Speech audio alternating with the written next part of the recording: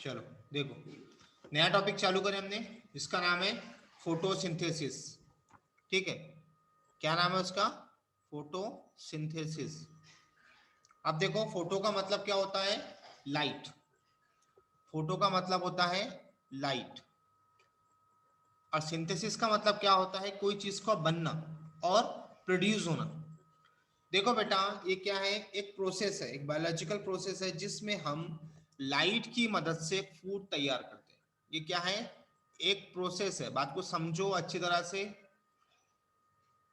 ये क्या है? एक प्रोसेस है जिसमें हम क्या कर रहे हैं? लाइट की मदद से, with the help of an light, क्या प्रोड्यूस कर रहे हैं? फूड प्रोड्यूस कर रहे हैं। क्या प्रोड्यूस कर रहे हैं? फूड। समझ में आया कितना? से यस और नो? रिप्लाई फास्ट आना चाहिए। Yes sir. यस। ये कौन परफॉर्म करता है फोटोसिंथेसिस? प्लांट। प्लांट्स। कौन कौन परफॉर्म करता है? प्लांट्स। क्यों?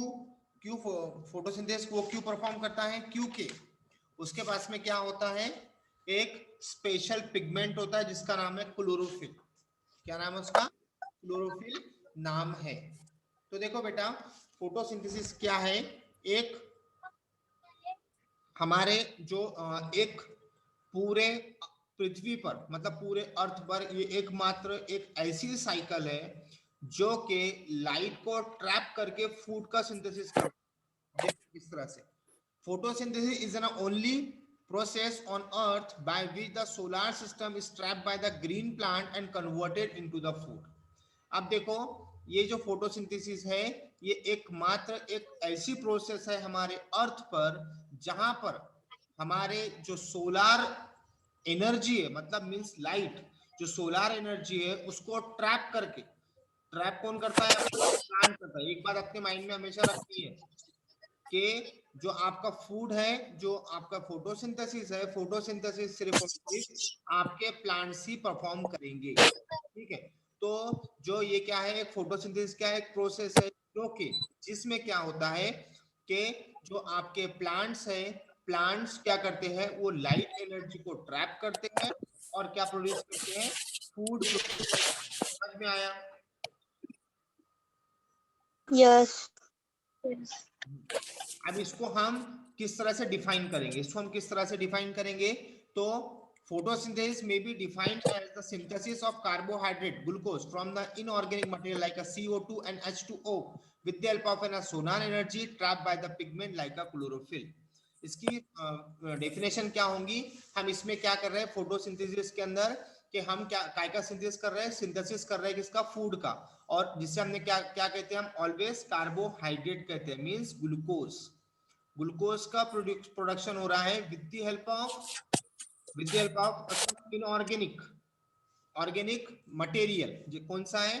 CO2 and H2O। और इसको जो पिगमेंट है उसका मतलब जो सोलर एनर्जी है वो कौन ट्रैप करता है आपका? कौन ट्रैप करता है आपका? एक पिगमेंट जिसका क्लोरोफिल। अब देखो बेटा, अब ये नॉर्मली मैंने आपको बताया कि भाई ये यहाँ पे ड्रॉ किया है एक डायग्राम। ठीक है, एक डायग्राम ड्रॉ किया मैंने यहाँ पे प्लांट की, दिख रही है सभी लोगों को? देखो यस अब सर। कि जो आपका वाटर है, वाटर जो आपके प्लांट को कहाँ से अवेलेबल होता है? वाटर आपके सॉइल से अवेलेबल होता है। कहाँ से अवेलेबल होता है? सॉइल से अवेलेबल होता है। तो मतलब हमारे प्लांट को H2O, यानी सबसे पहला हमारा इनऑर्गेनिक मटेरियल जो इसका क्या नाम है? H2O, ये आपको सॉइल के थ्रू मिल जाएगा, मतलब अर्थ के थ्रू मिल जाएगा प्लांट को। ओके, उसके बाद में आप लोगों ने कई बार ये चीज सुनी है कि भाई हमारे जो प्लांट है वो CO2 को एब्जॉर्ब करते हैं। एब्जॉर्ब क्यों करते हैं उसका आज रीजन तुमको पता चल जाएगा कि हमारे सराउंड से जो CO2 आते हैं, CO2 को वो यहाँ से इनहेल करते हैं। ठीक है, अब यहाँ से उसको जैसे उन्होंने लिया तब क्या होता है? और इसके जो आपका जो प्लांट होते हैं, प्लांट ग्रीन क्यों दिखते हैं बेटा? क्योंकि प्लांट के पास में एक स्पेशल पिगमेंट होता है जिसका नाम है क्लोरोफिल। जिसका क्या नाम है? क्लोरोफिल नाम है। ठीक है, अब देखो इसका किस तरह से प्रोसेस होता है। तो यहाँ पे क्या है? आपका सन है, ये क्या है? सन है। ठीक है, अब सन की जो है लाइट जो है वो इस प्लांट पे गिर रही है। तो अब ये क्या होगा कि यहाँ से हमको H2O मिला और यहाँ से CO2 मिलेगा बाहर से, और हम यहाँ पे क्या करेंगे, लाइट की एनर्जी को ट्रैप करेगा कौन, जो आपके प्लांट के अंदर क्लोरोफिल मॉलिक्यूल है, क्लोरोफिल पिगमेंट है वो, और क्या प्रोड्यूस कर देगा, आपका ग्लूकोज प्रोड्यूस कर देगा। तो इसकी कुछ इस तरह से हम रिएक्शन इस तरह से लिख सकते हैं कि 6CO2 मतलब कार्बन डाइऑक्साइड प्लस H2O, जो कि मैंने आपको यहां से बताया, ठीक है, H2O, और with the help of sunlight, क्या है यहाँ पे क्या लिखेंगे हम, लाइट, और सनलाइट भी लिख सकते हैं, in the presence of chlorophyll, in the presence of chlorophyll, the presence of chlorophyll, it can produce a glucose C6H12O6 glucose plus O2, ये ऑक्सीजन हमको यहाँ पे उसका क्या है, बाय प्रोडक्ट है।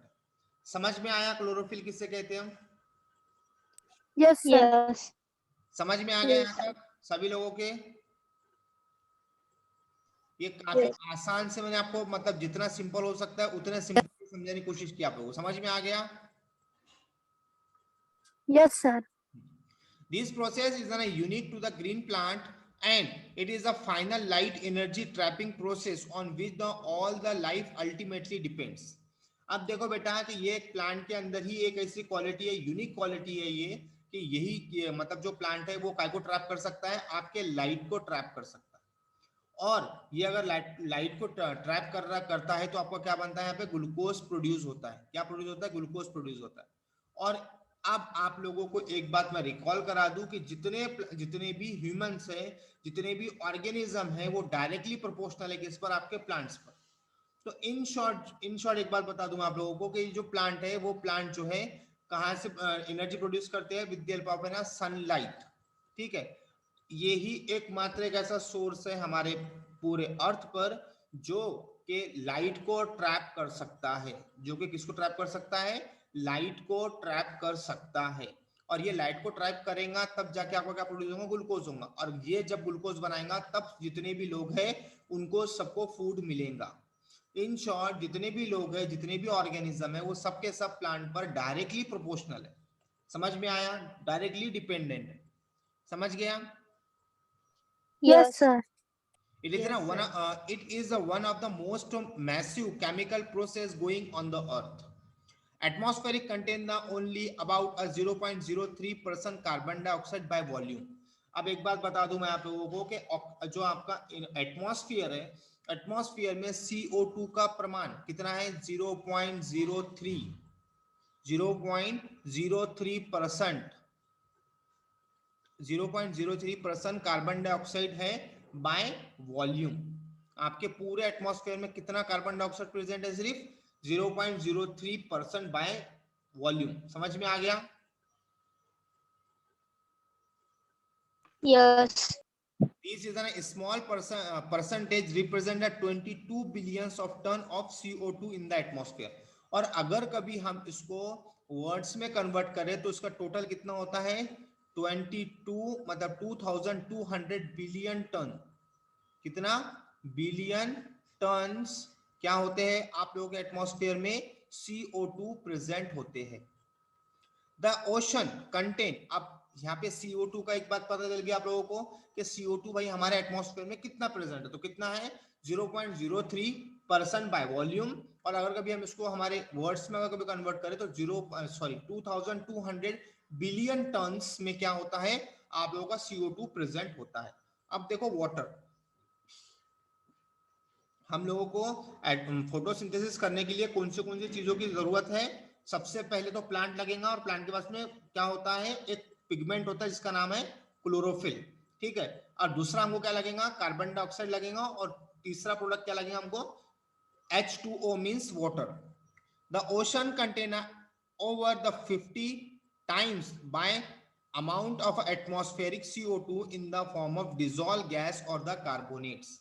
अब देखो अगर कभी हम ओशंस की अगर बात करें तो ओशंस में जो आपका कार्बन डाइऑक्साइड होता है वो एटमॉस्फेयर के मुकाबले ज्यादा होगा। मतलब आपके जो जो आपका कार्बन डाइऑक्साइड है, कार्बन डाइऑक्साइड का जो प्रमाण होगा वो एटमॉस्फेयर के मुकाबले हमारे ओशंस में ज्यादा होगा। क्यों होगा? वो किसी के मतलब डिजोल्व फॉर्म में होता है, मतलब कैसे, या तो डिजोल्व गैस में होगा और कार्बोनेट में वो मौजूद होता है। From these the two source about the 70 billions tons of carbon is fixed by the green plant annually. और यह सारी चीजों का निकाल कर, मतलब एटमॉस्फेरिक का, आपके ओशंस का, अगर कभी हम इस तरह से निकाले तो हमको पता चलता है कि आपका एक प्लांट बोलो या फिर सिर्फ एक प्लांट की अगर बात करें हम, तो आपका 70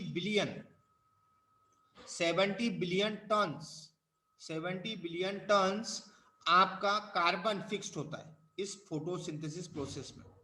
कितना टन होता है फिक्स, कितना टन होता है वो? 70 billion tons of carbon is fixed by the green plant annually. मतलब एक साल में आपका प्लांट जो है वो 70 बिलियन मतलब 70 बिलियन टन्स कार्बन को फिक्स करता है ऑन दिस प्रोसेस, यानी फोटोसिंथेसिस में। समझ में आया? Yes, sir. Yes.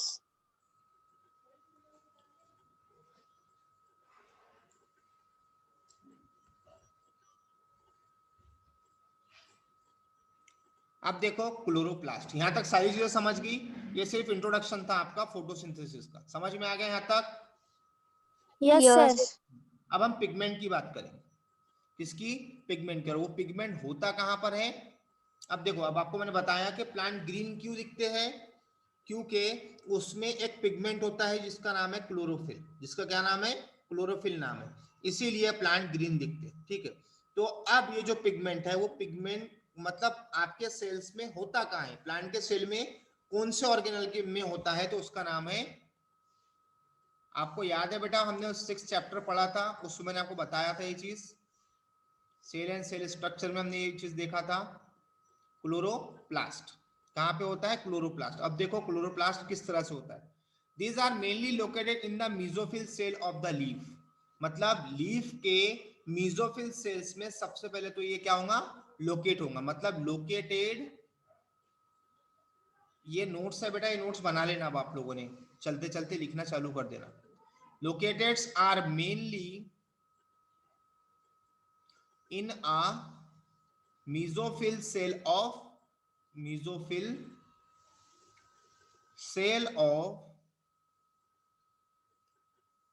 leaves,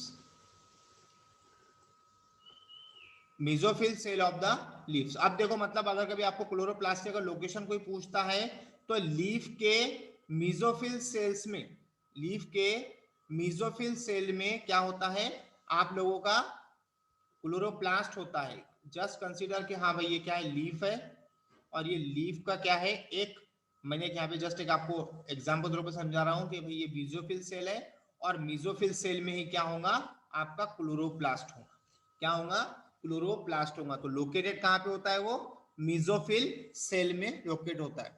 the CO2 reach through the stomata and water reach through the veins. अब मैंने आपको वो पिछली डायग्राम अगर कभी आपको याद होंगी तो आप लोगों को बताया था मैंने ड्रॉ करके पूरी तरह से कि आपका जो प्लांट होता है, जो आपका CO2 होता है, आप देखो जैसा कि ये लीफ है, अब ये लीफ के अंदर, ये प्लांट का लीफ है, तो अब ये जो लीफ के ऊपर जो स्टोमेटा होता है, जो क्या होता है? स्टोमेटा होता है। स्टोमेटा के थ्रू मतलब जो CO2 होता है, एटमॉस्फेयर का CO2, वो उसके थ्रू उसके अंदर जाएगा। किसके अंदर जाएगा? लीफ के अंदर जाएगा। ठीक है, कहा? कौन? CO2। और उसको वाटर कहां से मिलेगा? वेन्स से मिलेगा। मतलब जमीन से जो उसकी जो वेन्स आती है, जो रूट्स की जो वेन्स होती है, उसके थ्रू उसको क्या अवेलेबल हो जाएगा? H2O मीन्स वाटर अवेलेबल हो जाएगा। समझ में आया? Yes, sir. Yes. अब देखो, अब बात करते हैं कि in higher plants the chloroplast are discoid or a lens shape. अब अगर कभी हम बात करें हायर प्लांट्स की, तो हायर प्लांट्स में जो आपका क्लोरोप्लास्ट होता है वो लेंस शेप और डिस्क्वाइड शेप में प्रेजेंट होता है। In higher plant discoid each chloroplast are bounded by the double membrane. और क्लोरोप्लास्ट को अगर कभी आपको 6th चैप्टर याद होगा तो मैंने आपको उस दिन भी बताया था कि क्लोरोप्लास्ट जो है वो कितने मेम्ब्रेन से बना होता है?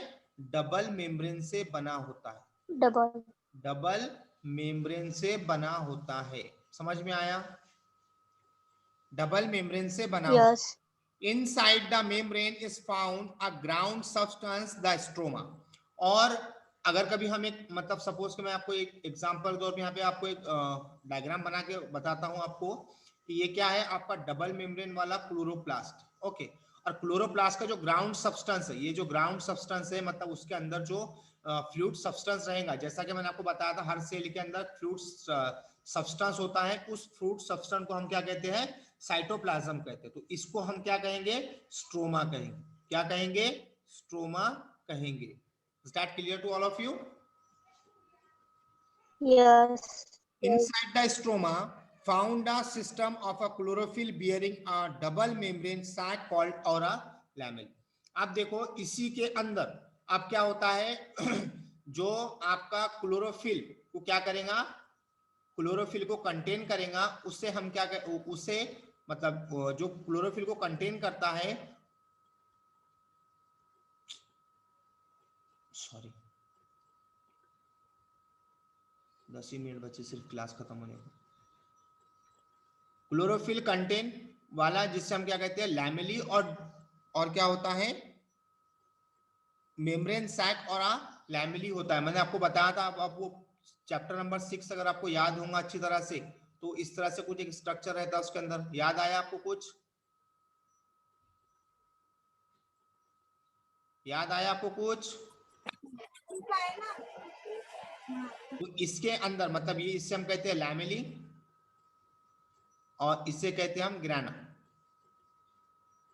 देखो, these are the stack one above another to form a grana, singular grana. अब देखो ये स्टॉक लाइक स्ट्रक्चर दिख रहा है आप लोगों को, ये जो एक जस्ट मैंने प्लेट लाइक उसके ऊपर एक के ऊपर एक के ऊपर एक लगाया, तो उसे हम कहते हैं क्या, ग्राना कहते हैं। क्या कहते हैं इसे हम, ये तीनों भी स्ट्रक्चर को क्या कहते हैं हम, इससे हम क्या कहते हैं, ग्राना कहते हैं। क्या कहते हैं, ग्राना। ठीक है, और अगर कभी हम एक इसकी अगर बात करें, एक स्टॉक की अगर बात करें, तो हम इससे क्या कहेंगे, ग्रैनम कहेंगे। क्या कहेंगे, ग्रैनम कहेंगे। Individual sac in each the granum are known as a thylakoid. और हर एक ग्रैनम के अंदर एक स्ट्रक्चर को हम क्या कहते हैं, थैलाकॉइड कहते हैं। क्या कहते हैं इसे हम, थैलाकॉइड कहते हैं। समझ में आया? Yes. All the pigments of chlorophyll. अब जितने भी पिगमेंट है हमारे क्लोरोफिल, जितने भी पिगमेंट है अब हमारे, अब यहाँ तक समझ में आ गया सभी लोगों को। इसका स्ट्रक्चर होता है, ग्रैनम होता है, सिंगुलर हम उससे हम ग्रैना कहते हैं। अब उसके अंदर देखो जितने भी आपके पिगमेंट होंगे वो सारे सारे वहीं पर ही प्रेजेंट होंगे, मतलब थैलाकॉइड में। ऑल द पिगमेंट कौन से, chlorophyll, chlorophyll, carotenes and xanthophyll. Xanthophyll ये क्या है, चारों भी, ये क्या है, तीनों भी, सॉरी ये तीनों भी क्या है, आपके क्लोरोफिल है। Are located in the thylakoid membrane.